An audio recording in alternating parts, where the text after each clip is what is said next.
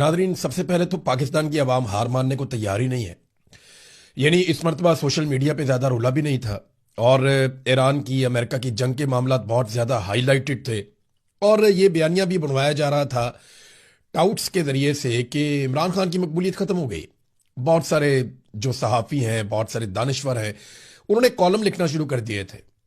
उन्होंने तज्जिया करना शुरू कर दिया था कि इमरान खान इररेलीवेंट हो गए। बहुत सारे लोग कह रहे थे कि अब तो सूरत हाल बिल्कुल बदल चुकी है और इमरान खान को रेलिवेंट रखने के लिए अब बड़ा जोर लगाना पड़ेगा। तो खत्म शुद्ध वाला बयानिया इमरान खान के बारे में बहुत ज्यादा चल रहा था। इतने में पाकिस्तान तहरीक इंसाफ ने एक अनाउंसमेंट की और उन्होंने कहा जी मर्दान में जलसा है। इमरान खान साहब ने कहा जी वहां पे आना है और ये उनके ऑर्डर के ऊपर हो रहा है। अच्छा, इस दफा जो है वो उस तरह की उम्मीद नहीं थी कि लोग ऐसे निकल कर आएंगे, लेकिन जलसागाह से जो मनाजर हमने देखे, बहुत बड़े पैमाने पर लोग निकल आए। पाकिस्तानी हार मान ही नहीं रहे। पाकिस्तान की एस्टेब्लिशमेंट मेरे ख्याल में आज सर पकड़ के बैठी होगी।